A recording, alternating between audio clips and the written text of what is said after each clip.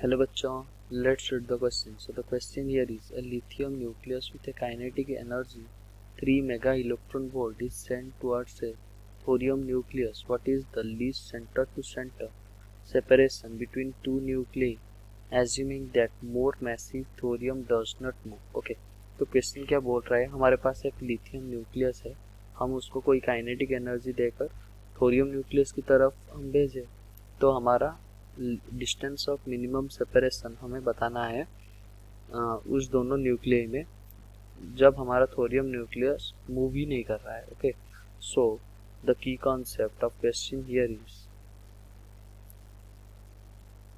मान लो कोई आपके पास एक एटम है और एक दूसरे एटम को हम दूसरे एटम की तरफ हम कुछ काइनेटिक एनर्जी से सेंड कर दिए, तो ये क्या होगा, ये जितना पास आते जाएगा तो इनके बीच में रिपल्सन बढ़ता जाएगा. रिपल्सन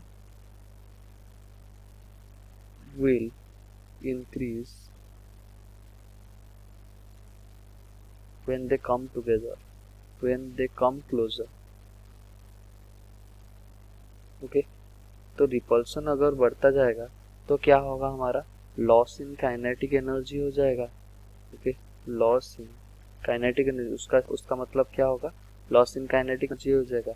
तो लॉस, अगर काइनेटिक एनर्जी लॉस हो रहा है तो हमारा किस में वो एनर्जी कहाँ जाएगा, वो energy equals to gain in potential energy में चला जाएगा. ओके, तो मैकेनिकल एनर्जी कंजर्वेशन हमारा यहाँ लग रहा है. Okay, equals to gain in potential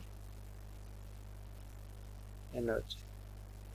okay, so question में क्या पूछा गया है, हमारे पास ये एक लिथियम न्यूक्लियस था और ये हम थोरियम की तरफ उसको फेंक दिए.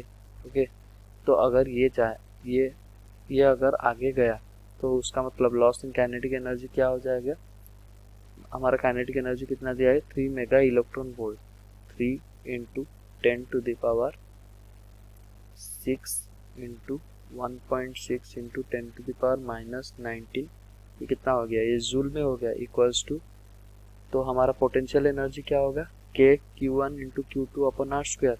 तो के कितना है, 9 into 10 to the power 9 into Q1 कितना है, लिथियम न्यूक्लियस था. अगर हम चार्ज देखें तो चार्ज हमारा क्या होगा, हाइड्रोजन हीलियम लिथियम, मतलब तीसरे नंबर पे है. उसका मतलब हमारा 3 इलेक्ट्रॉन का चार्ज है, 3 into 1.6 into 10 to the power -19, और थोरियम का कितना है, 90 है, 90 into 1.6 into 10 to the power -19. Okay, upon R, K Q1 into Q2 upon R is the potential energy.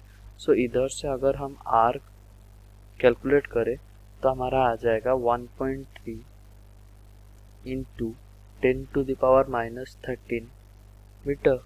Okay, या फिर हम ऐसे भी बोल सकते हैं 130 fermi meter. Okay, hope you understood well. Best of luck. Thank you.